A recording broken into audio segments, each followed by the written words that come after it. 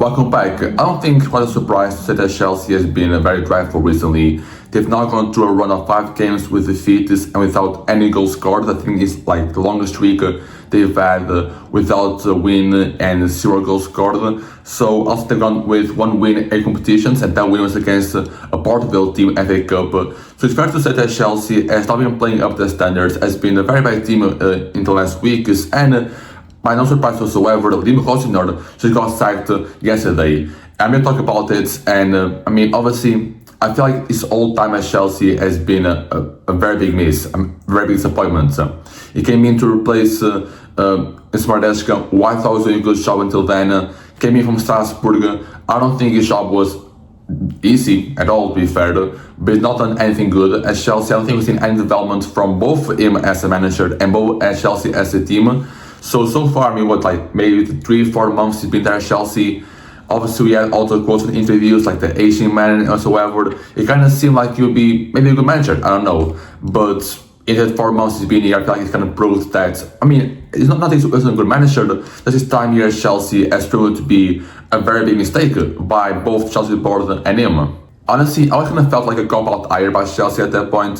They lost Mardeska quite abruptly because no one really expected Mardeska to leave. I think it was kind of a disagreement between Chelsea and Mardeska and the board. So I don't think anyone really expected Mardeska to leave when he did. So Chelsea had no time to make a hire. And Rosenior was someone who was at Strasbourg at the time, obviously a blue coat company team. It kind of felt like an easy hire, this guy was doing quite well in Strasbourg, was young, was English, kind of fit all the boxes, maybe, to go to Chelsea, and Chelsea hired him. And again, I think I talked about this when I was making a video about this signing, about this hire. I kind of felt like Chelsea trying to take the easy route and go for the manager who's already there, who they have no problem bringing into Chelsea, because obviously Strasbourg and Chelsea are owned by the same company.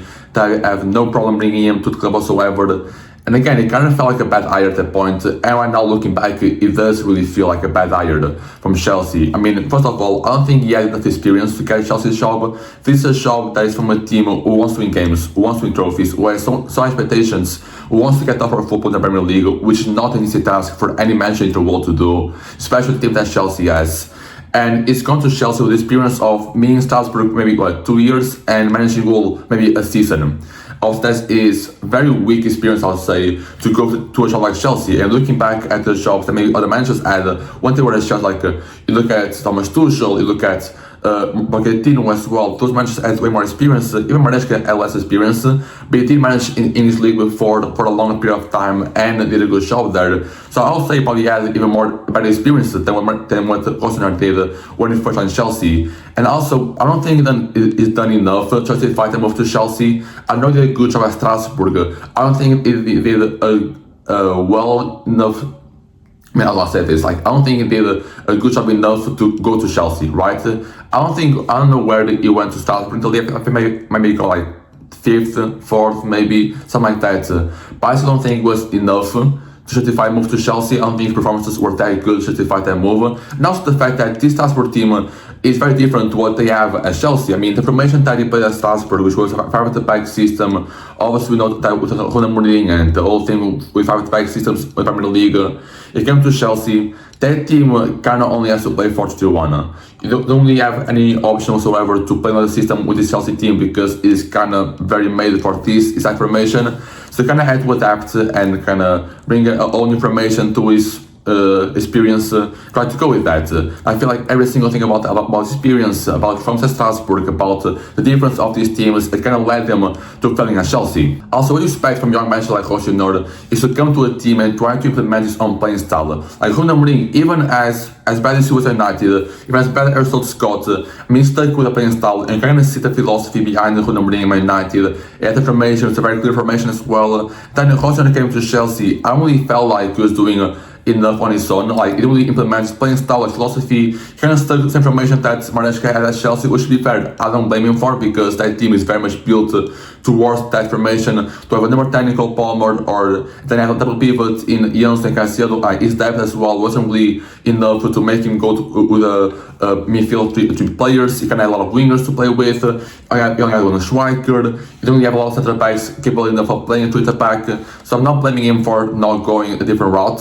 But still, I mean, when I look at Chelsea, when I saw Chelsea player, I didn't really expect anything particular from that team. I mean, they don't really have any clear style player.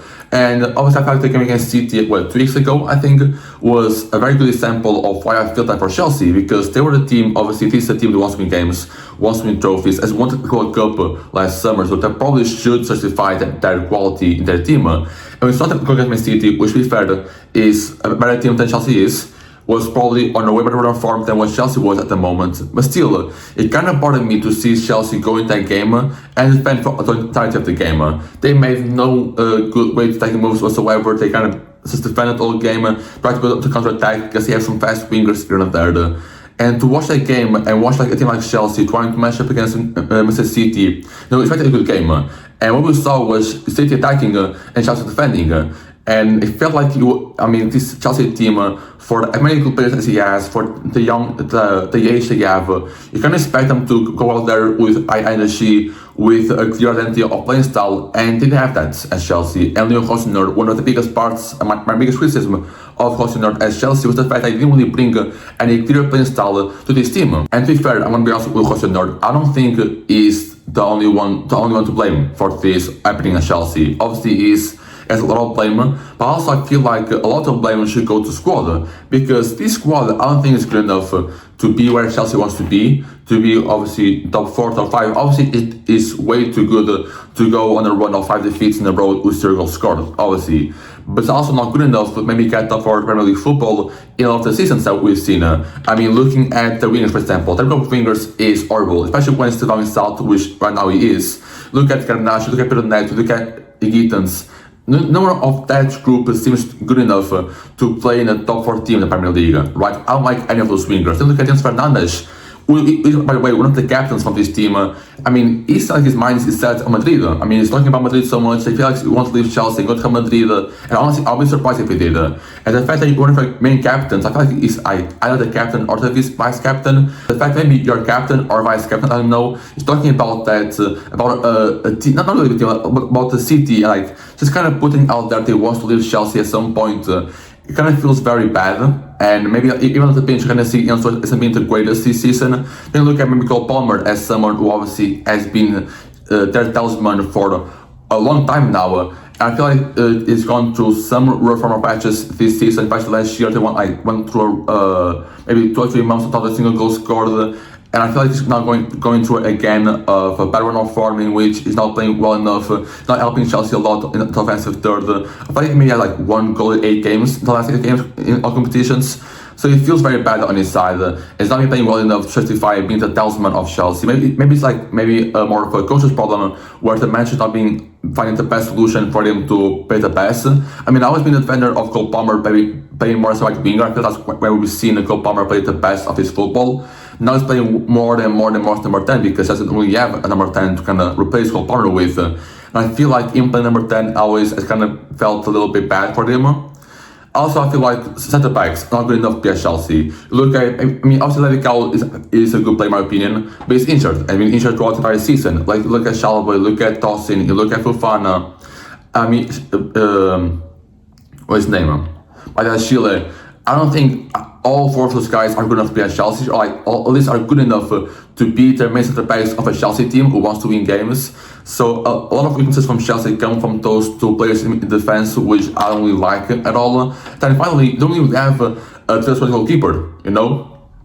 You don't look at Jorgensen or Sanchez as these amazing goalkeepers who threw us a lot in. And we see, I mean, obviously you've gone into a big Champions League tie with the PSG, and you replace Sanchez with a backup goalkeeper. And even that didn't work out because Jorgensen had a very bad game against PSG. So a lot of things about this squad has become very bad. Even the striker, for example. I mean, Jean-Pierre is obviously a good striker, but it's more of a number 10 maybe, in my opinion. I'll probably like to see more of a Jean-Pierre number 10 and Cole Palmer try to wing. I don't know how much they played that way this season, or even to play that way at all. I know that Jean-Pierre has played a little bit at number 10, I think it was when Cole Palmer got injured. And we saw very good things from Jean-Pierre at number 10. And even like, look at trying to play a striker up front, and you look at who was Liam Delap, a guy that was brought in for quite some money in the summer, and a lot of interest from other teams. And so far this season, it's been very bad. Obviously, I know he's a player who has more potential than quality, but still, it's not been good enough to play for Chelsea. Even like, I think it was Mark Gay. I think it's still Chelsea, right? Mark Gay, whatever you want to spell his name. Or again, you don't really see anything special from the strikers such as Pedro, and João Pedro really isn't really a big striker. So really number 9, you know, and if you want to succeed in Premier League, you have to have big number 9s in your team. So every single thing from this team has kind of putting me off. And the fact that they spent almost more than £1 billion on this team, maybe even 2 billion, not even 2 billion, like it's kind of the region of £1 to £2 billion they spent on this team, and because this result is amazing. But not amazing in a good kind, amazing in a really bad kind. Because I don't know how much a team can spend so much money and still end up with a team like this who's not able to compete for top Premier League football. It's incredible. If you look at the teams who spend the most money, they're now either winning the league or being competitive. Even United was a team that obviously famously spends a lot of money. They're able to be third right now and be able to kind of have a good team going on. Chelsea does not have a good team going on for them. I mean, all the players, like other great players, might still not be leaving in the summer or in the coming future. We've seen so many rumors about Jens Fernandes leaving Chelsea, about Cole Palmer leaving Chelsea. I don't know what to expect from this summer when it comes to player sales. So it feels like they spent so much money on a team like this. We probably wouldn't even get Champions League football this season. Even like maybe with a new format with 5 teams going Champions League, I don't see Chelsea going Champions League next year. And the fact that it's this team that spent so much money, I'm kind of beating on the same topic. But again, it's insane all the fact they spent so much money and they've been able to get this team as a result. I mean, even Modric obviously kind of been out of the spotlight because of his ban, but this is a guy that spent 80-90 million pounds on, and this played driver for Chelsea. He came from Ukraine, has now been a ban for maybe half a year. He's not been able to play, and the fact that obviously I know that it's not easy to make big money signings, and the history of big money signings are probably bigger than the ones who have eaten their own teams, but still. The fact that they've come across this team as a result of their whole transfer strategy and money wasting is insane. It's crazy. Now the thing is, what's the next step for Chelsea? What should do next in the summer? And honestly, I have no idea. Also, I feel like the one thing good thing they have to do, and the one thing that if they don't do it this summer, I'll be very mad, which is change the policy of transfers. I don't want them to go for young players again, okay? Forget that stuff, forget about making money from the club, forget about loaning players to Strasbourg and other teams. Try to be competitive. Try signing players who are more established, who have more experience, because such a team does not have experience at all. Bring experience, bring in established quality, bring in players already to win now. Try to be competitive as a team and not trying to go out there and buy every single youngster you can find on the face of the earth. I mean, Giannis is going to come this summer. I don't know which role is going to be on the team. It's going to be at Chelsea, it's going to be at Strasbourg next year. The fact that you think of, okay, this young guy is going to come at Chelsea and it's going to go automatically London to Strasbourg. I don't know. The other have Imega coming in from Strasbourg. Maybe you can see that more of an established signing. What then made that is probably more of a youngster signing. I'll be interested to see how Imega does at Chelsea. And how well it does with maybe João Pedro behind him, Cole Palmer playing behind him, and how well how big his role is going to be at Chelsea. Again, I feel like they have to divert that transfer policy from being only buying young players they want to build a future on, or if they don't improve, just kind of loan them out and sell them for profits, try to get the most profit as they can, and try to divert that policy to be more competitive, trying to bring in other players, try to bring in players who are maybe 26 plus, are able to help your team now, is able to make your team better at the moment. And also, I mean, about the Manchester situation, obviously, they brought in, not they brought in, like, the guy that was the interim coach when Maresca was first sacked or left the club, is not going to be the interim manager for the next 40 games, I think, which I don't really imagine it's going to go out well for them, even though he did get a good result against City when he was in charge. But still, I don't know what they do this summer when it comes to managers, because even though, like, obviously there are going to be some free agent managers out there are good enough, I don't know if they want to go to Chelsea, because the thing about bringing young players, the board kind of being the main ones in charge of making decisions. I mean, it's not all Maresca left Chelsea in terms of trying to be argumentative with the board. I don't know how many matches out there are going to go to Chelsea after that. I mean, Xavi could be an option. Obviously, he's been a guy who's been out of the shop for quite some time. I feel like he wants to get back in the shop. He's been linked with Tottenham for a long time before he brought in Igor Tudor as an interim manager. Maybe it could be an option. Obviously, kind of already managed a team were built on young players like Barcelona with Gavi, Pedri, Yamal, whatsoever. So maybe that could be a good fit for them. And then I'll be surprised if Chelsea went for maybe Ruben Amorim, a guy who obviously was United, and some potential in him, didn't work out. I'll be surprised to see Chelsea go after him, or maybe Thiago Motta as well. Some didn't really work out to Juventus, but had potential as well when he first came to Juventus. I'll be surprised to see Chelsea go after him. Again, a young manager. To be fair, I don't think you're going to bring in an established manager right at this moment. You don't think, I mean, maybe like Tuchel or Nagelsmann, I don't think, or even Klopp, I don't think you're going to go out there and get a manager of that caliber on your team. So even though that's going to be a bad move for them, I don't think they're going to be able to go for anywhere other than a young manager, you know? So Xavi, Mourinho, Thiago Motta, also would be surprised to see them bring in Filipe Luis, the guy that also played at Chelsea for quite some time, maybe like 2 years as well.